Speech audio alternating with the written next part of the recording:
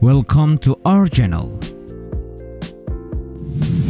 Kami putra dan putri Indonesia menjunjung bahasa persatuan, bahasa Indonesia. Ya, demikianlah kutipan Sumpah Pemuda yang menandai betapa bahasa Indonesia punya peran penting sebagai bahasa pemersatu. Tapi tahukah kalian, bahasa Indonesia punya perjalanan panjang sampai pada akhirnya dikukuhkan sebagai bahasa nasional. Selengkapnya simaklah ulasan channel Data Fakta berikut ini. Tapi sebelum lanjut, kami ingatkan kembali untuk subscribe channel ini dan aktifkan lonceng notifikasi kamu untuk mendapatkan video edukatif dari Data Fakta.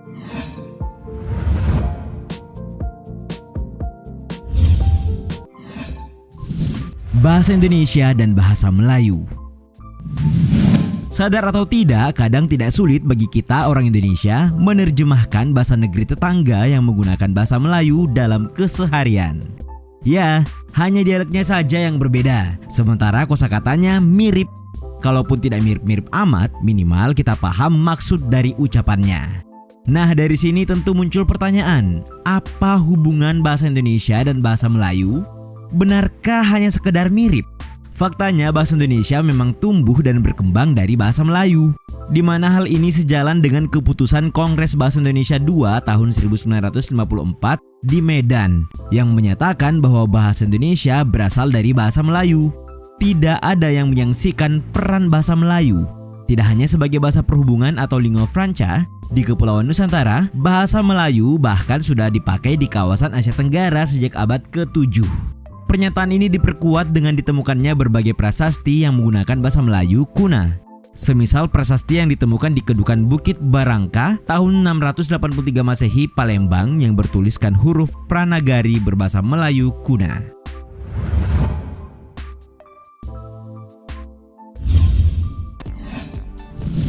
Berdampingan dengan Sanskerta. Masih seputar eksistensi bahasa Melayu. Bukannya apa-apa, hal ini dirasa penting untuk dibahas demi mengingat kembali betapa tua dan sudah mengakarnya bahasa ini di kawasan Asia Tenggara, tak terkecuali di Nusantara. Sebut saja pada zaman Sriwijaya. Faktanya saat itu bahasa Melayu dipakai sebagai bahasa kebudayaan. Maksudnya bahasa ini dimanfaatkan dalam buku pelajaran agama Buddha. Nah, sementara untuk urusan bahasa perhubungan, sebagaimana kita tahu bahwa banyak suku yang ada di Nusantara. Karena itu bahasa Melayu hadir sebagai penghubung terutama dalam urusan perdagangan. Hal itu diperkuat dengan adanya informasi dari seorang ahli sejarah Cina, Yi Xing, yang pernah belajar agama Buddha di Sriwijaya. Ia menuliskan bahwa di Sriwijaya ada bahasa yang bernama Quen Luin yang berdampingan dengan Sanskerta. Dan tahukah kalian yang dimaksud Quen Luin itu adalah bahasa Melayu.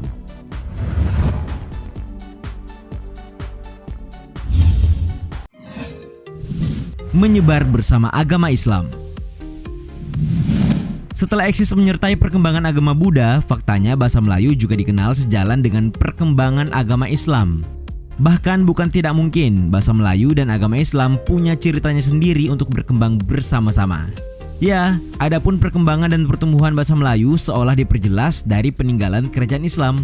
Ada yang berupa batu bertulis, seperti tulisan pada batu nisan di Minye Tujuh Aceh, berangkat tahun 1380 Masehi hingga hasil susastra pada abad ke-16 dan ke-17 seperti syair Hamzah Fansuri, hikayat Raja-Raja Pasai, sejarah Melayu, Tajus Salatin, dan Bustanus Salatin. Bahasa Melayu menyebar ke pelosok Nusantara bersamaan dengan menyebarnya agama Islam di wilayah Nusantara. Faktanya, bahasa Melayu mudah diterima oleh masyarakat Nusantara karena bahasa Melayu tidak mengenal tingkat tutur.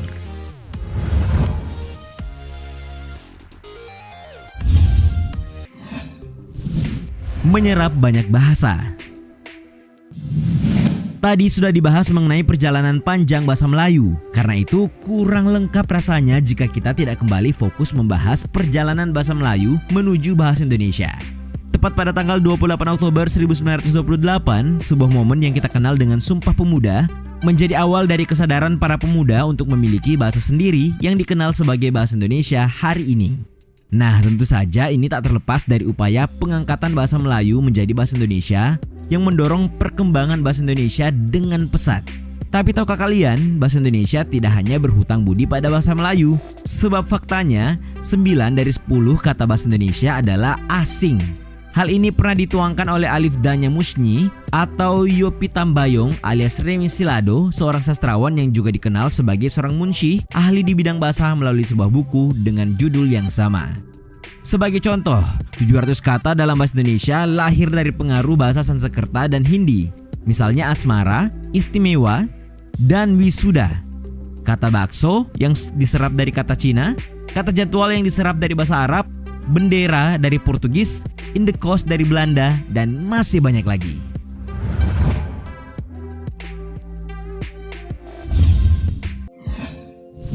Kongres Bahasa Indonesia pertama.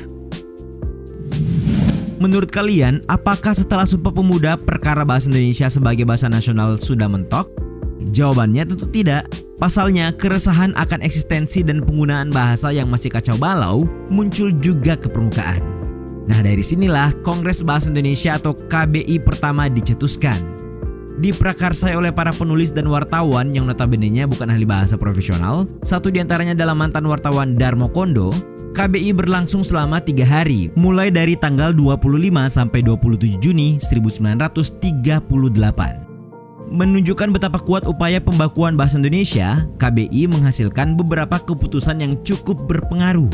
Di antaranya memakai bahasa Indonesia dalam setiap rapat, perbaikan bahasa dalam surat kabar, susunan tata bahasa baru, dan perubahan ejaan yang asalnya dari bahasa Melayu Riau.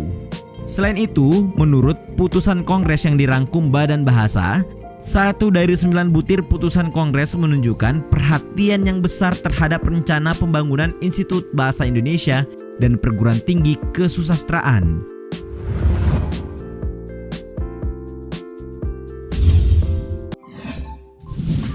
Perubahan ejaan.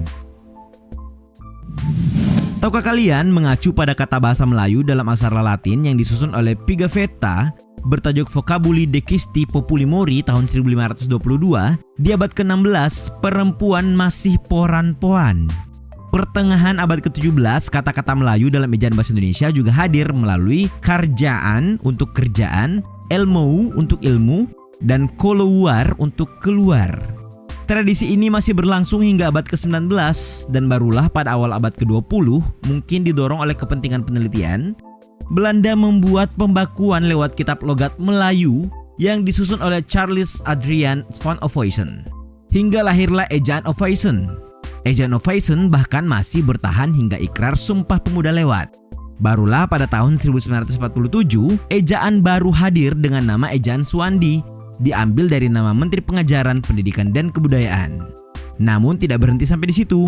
Dianggap belum praktis, melalui Kongres Bahasa Indonesia II di Medan tahun 1954 dirumuskan keputusan baru, yakni ejaan sedapat-dapatnya menggambarkan satu fonem dengan satu huruf.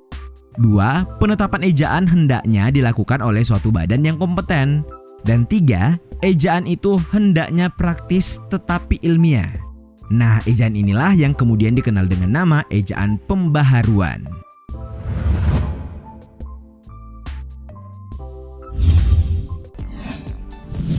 Bahasa Indonesia sebagai bahasa nasional. Ejaan pembaharuan tidaklah berumur panjang.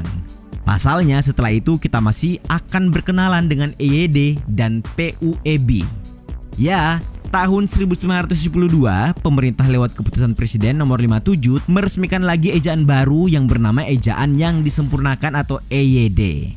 Selanjutnya, setelah 44 tahun kemudian, upaya perbaikan kembali dihadirkan dengan adanya Pedoman Umum Ejaan Bahasa Indonesia atau PUEBI di tahun 2016. Nah, perubahan ejaan dari masa ke masa itulah yang menjadi bukti sekelumit perjalanan bahasa Indonesia menjadi bahasa nasional. Tidak hanya sebagai alat komunikasi, sekaligus pemersatu, faktanya bahasa Indonesia merupakan identitas sebuah bangsa. Itulah tadi perjalanan panjang bahasa Indonesia menjadi bahasa nasional serta perubahannya dari masa ke masa. Lalu, bagaimana dengan penerapannya?